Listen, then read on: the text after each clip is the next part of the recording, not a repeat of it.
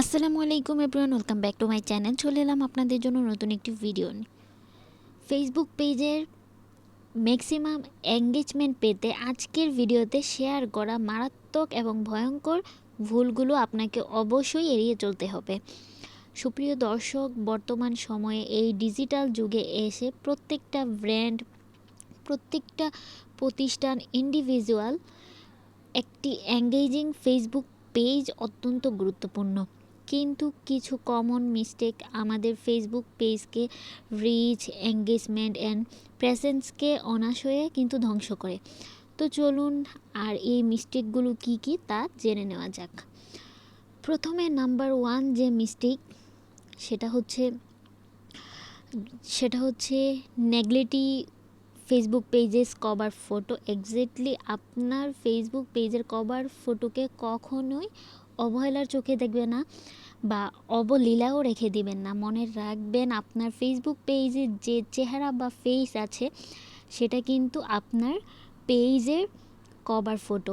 আপনি হয়তো অনেক সুন্দর একটা প্রোফাইল পিকচার ডিজাইন করে সুন্দর এবং দুর্দান্ত একটা প্রোফাইল পিকচার সেট করেছেন, বা you are glossing brand image by avoiding Facebook pages cover photo and negative cover photo. আপনার যে কভার ফটোটা আছে এটা কিন্তু আপনার ব্র্যান্ড, এটা আপনার ইমেজকে আসলে রিপ্রেজেন্ট করে অডিয়েন্সের সামনে, বা আপনার যে ভিউয়ার্স আছে, যে পিপলগুলো আছে আপনার পেজকে দেখছে বা ফলো করছে তাদের সামনে কিন্তু আপনার পেজকে ফলো করার ক্ষেত্রে যে এই যা আমাদের সামনে বা আপনাদের সামনে তুলে ধরছে সেটা কিন্তু আস্তে আস্তে আমাদের কভার ফটোটা কিন্তু বড় একটা দায়িত্ব রাখে এই কভার ফটোকে। আর এটা একদম অবহেলার চোখে দেখবে না, কারণ আপনি যদি এটা অবহেলায় করেন, তারা কিন্তু ফলো করাকে অবশ্যই যেন well optimise both of mobile device and computer devices হয়, সেটা আপনাকে মনে রাখতে হবে। এমন একটা কভার ফটো আপনি ডিজাইন করবেন, মোবাইলের মাধ্যমে কিন্তু করা যায়, কম্পিউটার বা গ্রাফিক ডিজাইন হতে হবে না। এমন একটা কভার ফটো আপনি ডিজাইন করবেন যেটা অবশ্যই আপনার মোবাইল ফোন থেকে এবং কম্পিউটার থেকে দুইটা জায়গা থেকেই কিন্তু ওয়েল ভিউড হয়, তো ব্র্যান্ড ইমেজকে ফুটিয়ে তোলে।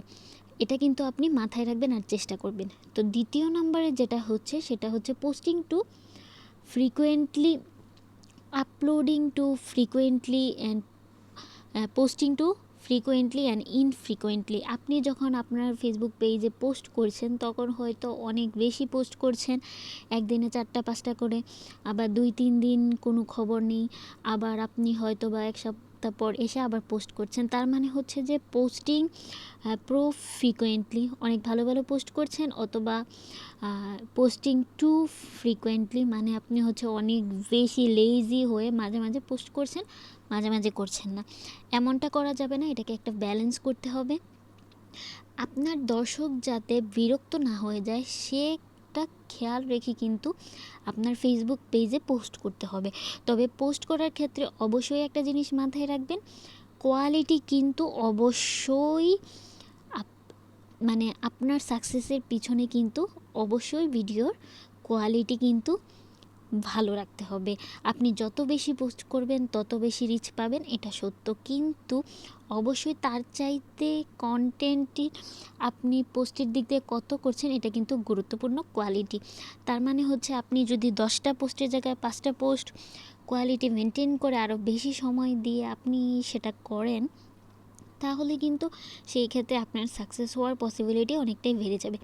সো অবশ্যই এটা আপনি খেয়াল রাখবেন যে টু ফ্রিকুয়েন্টলি পোস্ট যাতে না হয়। 3 নম্বরে হচ্ছে ইগনোরিং কমেন্টস অ্যান্ড মেসেজ। তো আমরা কিন্তু অনেক সময় এই ভুলটা করি, আমরা হয়তো ফেসবুক পেজে প্রচুর পরিমাণে পোস্ট করি, ভিডিওস আপলোড করি, রিলস আপলোড করি, কিন্তু আমাদের যারা অডিয়েন্স আছে, আমাদের যারা ভিউয়ার্স আছে, আমাদের যে ফেসবুক পেজটা ফলো করছে বা তাদের যে কমেন্টস, মেসেজ সব কিছু আসছে, আমরা কিন্তু সেগুলোর রেসপন্স করছি না বা রিপ্লাই দিচ্ছি না, ফিডব্যাক দিচ্ছি না। তো এটা প্রমাণ কি করে যে আমরা কিন্তু আমাদের অডিয়েন্সকে কেয়ার করছি না। কেয়ারিং অ্যাবাউট ইয়োর অডিয়েন্স, এটা কিন্তু খুব মারাত্মক একটা বিষয়। আপনি যদি কোনো কমিউনিটিকে বের করতে চান, তাহলে ডেফিনেটলি আপনার সেই কমিউনিটিকে, সেই আপনার মধ্যকার যে কমিউনিটি একটা কমিউনিকেশান আছে, সেটা বিল্ড আপ করতে হবে। রিলেশনশিপ বিল্ড আপ করার জন্য আপনার ফেসবুক পেজে কমেন্টসগুলোকে রিপ্লাই দিবেন এবং আপনার ফেসবুক পেজে যে মেসেজগুলো আসছে সেগুলো রিপ্লাই দেওয়ার চেষ্টা করবেন। এর ফলে আপনার অডিয়েন্সরা আপনার প্রতি কিন্তু ট্রাস্ট বেড়ে যাবে এবং will that you are care about your audience. তো 4 নম্বরে যেটা আমি বলবো সেটা হচ্ছে যে 4 নম্বরে যে জিনিসটা রয়েছে সেটা হচ্ছে ইউটিলাইজিং ফেসবুক অ্যানালাইটিক্স। তো আমি ইউটিউব নিয়ে অনেক কাজ করি, তো অবশ্যই আপনারা দেখেছেন আমার পিছনের যে ভিডিওগুলো আছে সেগুলোতে ইউটিউব অ্যানালাইটিক্স খুব শীঘ্রই ফেসবুক পেজের অ্যানালাইটিক্স নিয়ে ভিডিও আসবে।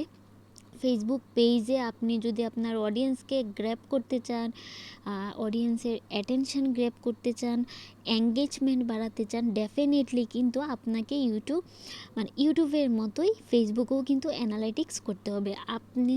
আপনার ফেসবুক পেজ আপনাকে যে ডেটাগুলো দিচ্ছে অডিয়েন্স সম্পর্কে, তাদের বয়স কত, তারা কোত্থেকে দেখছে, তারা কি কি পছন্দ করে, কোন ধরনের পোস্ট পছন্দ করে, কি কি পছন্দ করছে না, এই যে বিষয়গুলো আছে, তো আপনি কিন্তু অডিয়েন্স সম্পর্কে কিন্তু একটু স্টাডি করতে পারবেন বা জানতে চেষ্টা করবেন তারা আসলে কি পছন্দ করছে, তাদের বয়স কত বা সেই বয়সের মানুষেরা কি পছন্দ করছে। এই যে অ্যানালাইসিসগুলো, সেই অনুযায়ী যদি আপনি কাজ করতে পারেন, তাহলে কিন্তু সেগুলো অনেক বেশি ইফেক্টিভ হবে বা আপনার পেজের এঙ্গেজ বাড়াতে পারবে এবং সহায়তা করবে।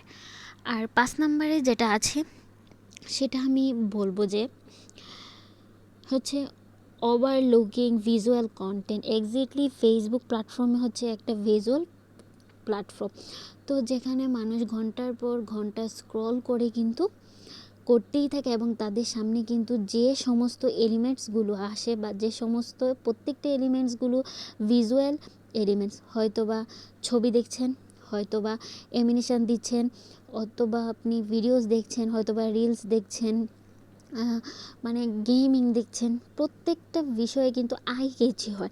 আপনি যেটাই পোস্ট করেন না কেন আই কেচি হয়। এমন কিছু পোস্ট করছেন যে আপনি এমন কিছু পোস্ট করেন যেটা আই কেচি হয়, বা যে পোস্টে অন্ততপক্ষে মানুষ মোড়ে গিয়ে আপনার পোস্টের অর্ধেকটা যেন পড়ে।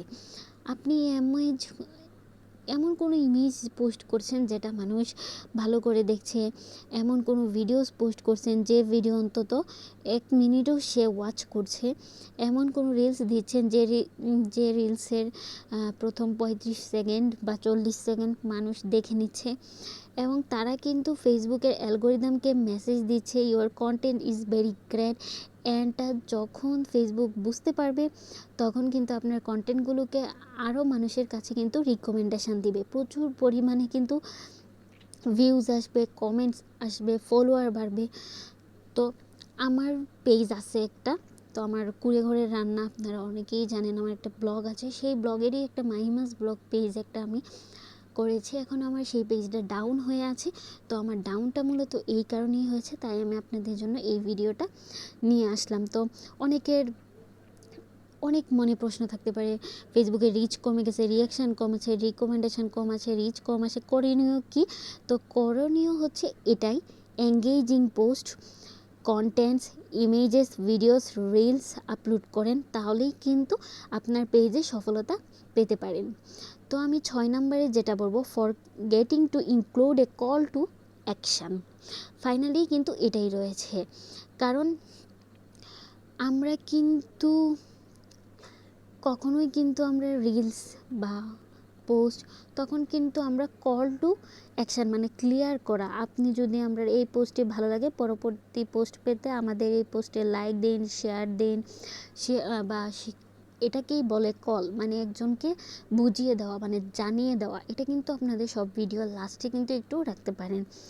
বা কোনো কিছু স্টার্ট করার জন্য কিন্তু আপনাকে অ্যাকশান নিতে হবে। যখন আমরা বলি আমরা বাজারে যাওয়ার জন্য একটা ব্যাগ নিই, তারপর সেই ব্যাগটাকে আমরা বাজারে নিয়ে যাই, তারপর ব্যাগে করে সব কিছু নিয়ে আসি। আমরা যদি ব্যাগেই না নিই তাহলে অনেক সময় দেখা যায় যে আমরা বাজারে গিয়েও ভয়ের চোটে চলে আসি, ঠিক না? বাজারটা করা হয় না। তার মানে আপনাকে এঙ্গেজিং করার জন্য অ্যাকশান নিতে হবে। আপনি যখন তাদেরকে কোনো প্রশ্ন করবেন তখন কিন্তু তারা আপনাকে প্রশ্নের রিপ্লাই দিবে। আর যদি আপনি প্রশ্নই না করেন বা কোনো কিছু করতেই তাদেরকে না বলেন তাহলে করবেটা কি? যখন তারা কোনো কিছু করবেই না তখন কিন্তু অটোমেটিক্যালি আপনার এঙ্গেজমেন্টগুলো কিন্তু ডাউন হয়ে যাবে বা ডাউন হতে থাকবে। একটা কথা মনে রাখবেন, যত বেশি আপনি অডিয়েন্সকে কোনো কিছু করাতে পারবেন, সেটা লাইক হোক বা ডিসলাইক হোক, ভালো কমেন্ট হোক, খারাপ কমেন্ট হোক, শেয়ার হোক, যেটাই করাতে পারেন, ভোট দেওয়াতে পারেন, সেটাও করতে পারবেন। যেটাই করাতে পারবেন সেটাই কিন্তু আপনার পেজে এঙ্গেজমেন্ট বাড়াবে।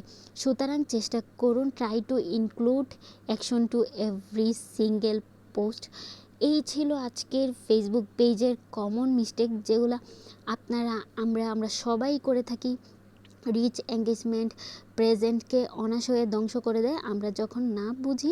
আর আপনার ফেসবুক পেজও এগুলো করেন না, আমরাও করি না। তো আজকের বিষয়টি আশা করি আপনাদের ভালো লাগবে। যদি ভালো লেগে থাকে তাহলে like, comment, share and subscribe করে আমার পাশে থাকবেন। আজকে এই পর্যন্ত, দেখা হবে অন্য কোনো দিন অন্য ভিডিওতে। আল্লাহ হাফেজ।